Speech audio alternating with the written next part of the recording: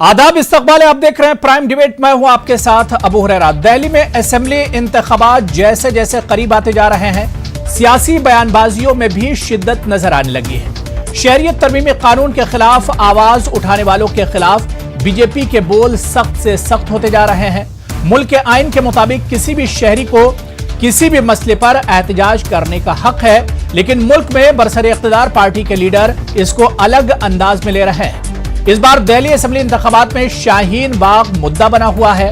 तरक्की और डेवलपमेंट का दावा करने वाली बीजेपी की रैलियों में शाहीन बाग ही नजर आ रहा है।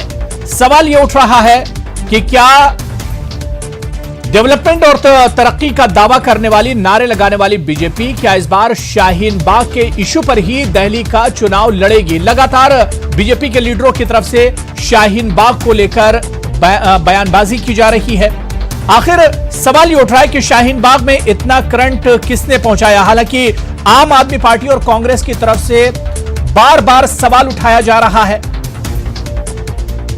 कि बीजेपी इस इशू को भुनाने की कोशिश कर रही है, इस पूरे इशू को पोलराइज करने की कोशिश की जा रही है। सवाल यही उठ रहा है कि शाहीन बाग से बीजेपी क्या वाकई में सियासी फायदा उठाने की कोशिश कर रही है,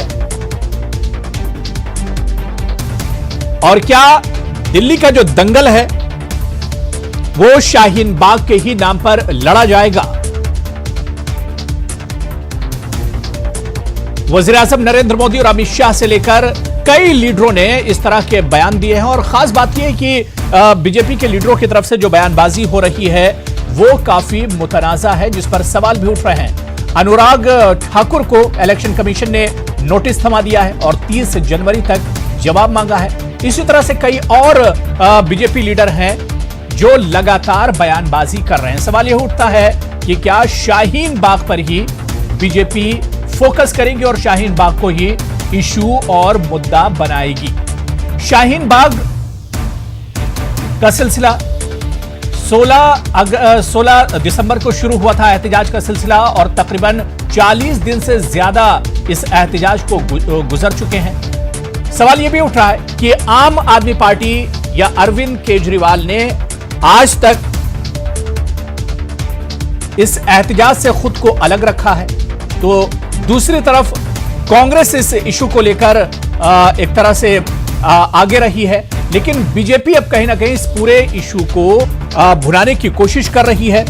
और जाहिर सी बात है कि शर्जील इमाम के वीडियो से शाहीन बाग जो इशू है वो और ज्यादा गर्मा गया है।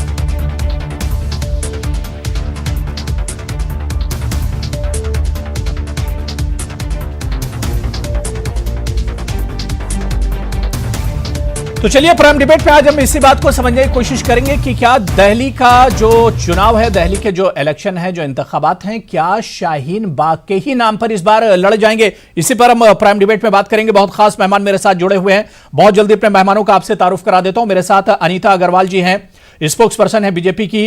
इरशाद अहमद साहब हैं, लीडर कांग्रेस के हैं। मुमताज आलम रिजवी साहब सीनियर जर्नलिस्ट हैं और सहाफी, और इस इशू पर कई बार हमारे साथ डिबेट में जुड़ चुके हैं। आसिफ मुस्तबा हैं, रिसर्च स्कॉलर हैं IIT दिल्ली से। कुछ देर में कुछ और मेहमान हमारे साथ इस डिबेट में जुड़ेंगे, और सीधे हम शाहीन बाग का भी रुख करेंगे, जहां से हमारे नुमाइंदे खुर्रम शहजाद भी हमारे साथ होंगे। वहां पर क्या कुछ चल रहा है, क्योंकि अब दिल्ली की पूरी सियासत एक तरह से शाहीन बाग शिफ्ट होती नजर आ रही है। तो हम शाहीन बाग में क्या कुछ चल रहा है, शाहीन बाग के जो एहतजाजी और मुजाहिरीन हैं उनका क्या कुछ कहना है, हम उनकी राय भी जानने की कोशिश करेंगे। जितने मेहमान मेरे साथ जुड़े हुए हैं सभी का बहुत इस्तकबाल और बहुत वेलकम। मैं सबसे पहले मुमताज आलम रिजवी साहब आपसे शुरुआत करना चाहूंगा। मुमताज आलम रिजवी साहब, सीधा सीधा दिख रहा है कि दिल्ली के जो चुनाव है उस पर शाहीन बाग का असर पूरी तरह से नजर आ रहा है। जो बयानबाजी हो रही है वो कहीं ना कहीं शाहीन बाग को लेकर ही हो रही है। देखिए, असर नजर नहीं आ रहा है, बल्कि उसको असरदार बनाया गया।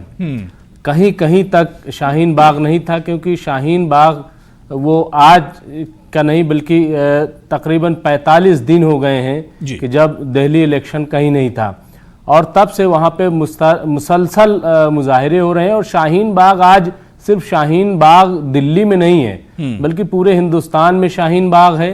तो इसलिए इसको, लेकिन इसको टर्न दिया जा रहा है, इसको शाहीन बाग को बनाया जा रहा है। जब और कैसे बनाया जा रहा है वो आप खुद देख लें कि पूरा फोकस किया जा रहा है, क्योंकि कोई इशू नहीं था, कोई मतलब